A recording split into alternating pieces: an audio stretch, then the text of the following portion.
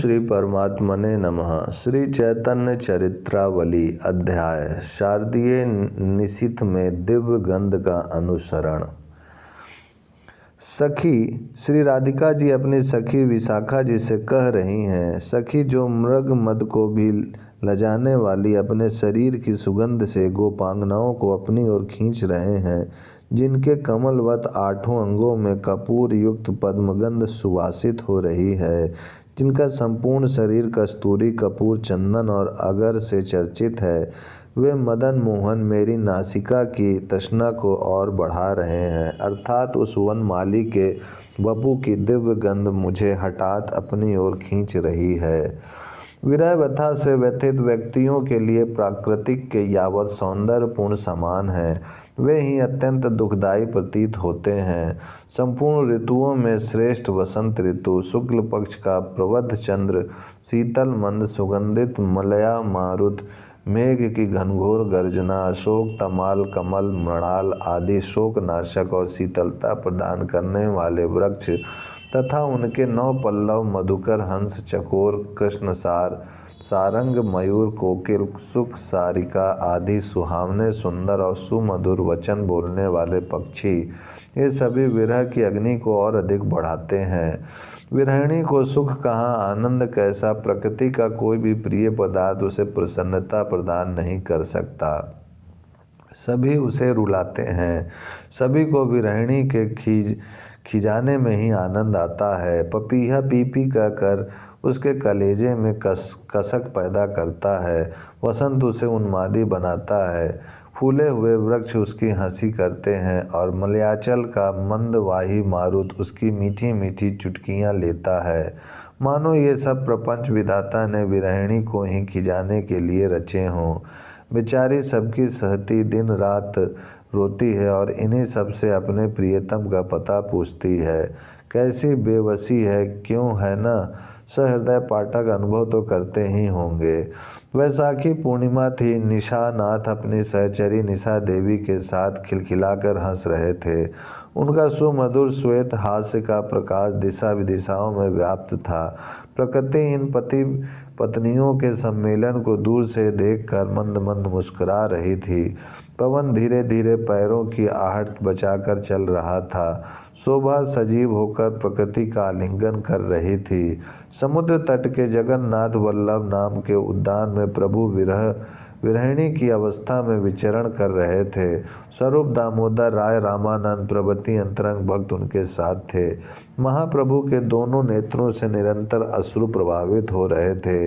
मुख कुछ कुछ मलान था। चंद्रमा की चमकीली किरणें उनके श्रीमुख को धीरे धीरे चुंबन कर रही थी। अनजाने के उस चुंबन सुख से उनके अरुण रंग के अधर श्वेत वर्ण के प्रकाश के साथ और भी अधिक घुतमान होकर शोभा की भी शोभा को बढ़ा रहे थे। महाप्रभु का वही उन्माद, वही बेकली, वही छटपटाहट, उसी प्रकार रोना, उसी तरह की प्रार्थना करना था। इसी प्रकार घूम घूम कर वे अपने प्रियतम की खोज कर रहे थे।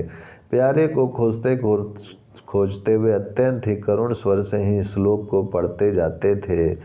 हे प्यारे मुरली बिहारी, तुम्हारा शैशव अवस्था का मनोहर माधुर्य त्रिभुवन विख्यात है। संसार में उसकी मधुरिमा सर्वत्र व्याप्त है।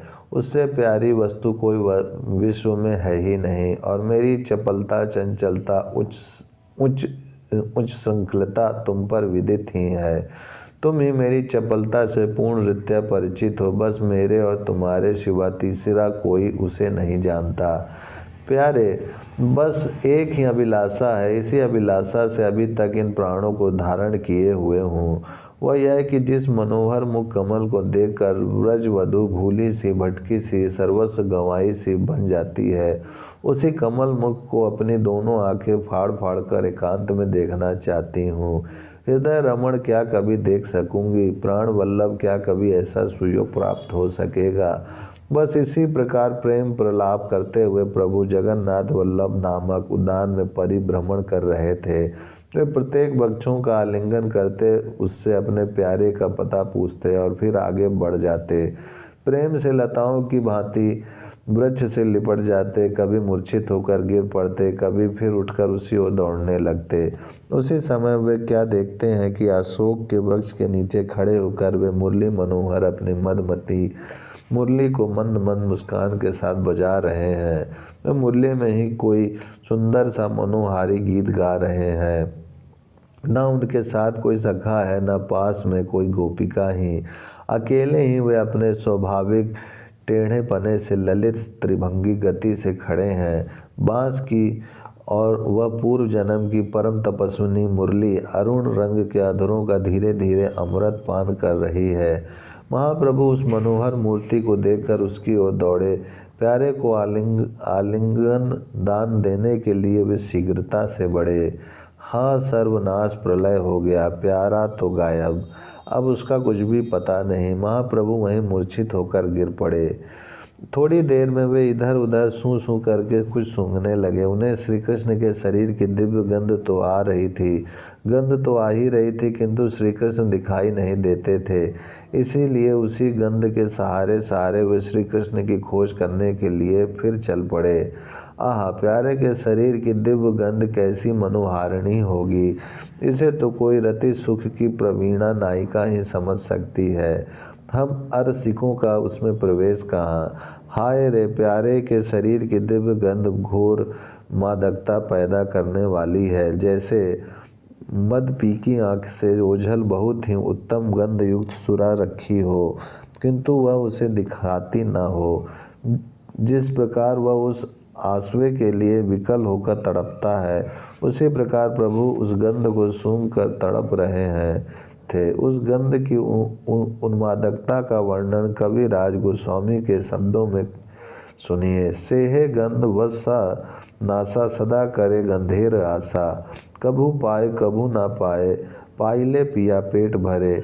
पिंग पिंग तबु करे, ना पाइला तृष्णा मरी जाए।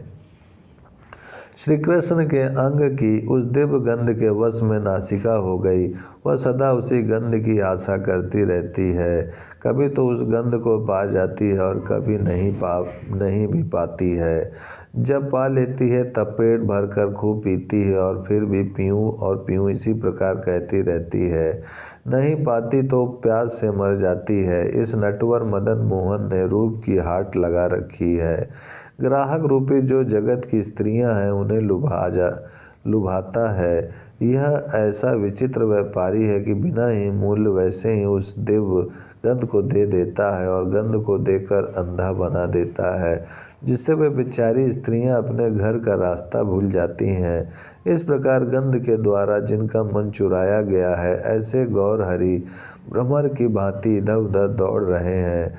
वे वृक्ष और लताओं के समीप जाते हैं कि कहीं श्री कृष्ण मिल जाएं, किंतु वहाँ श्री कृष्ण नहीं मिलते, केवल उनके शरीर की दिव्य गंध ही मिलती है।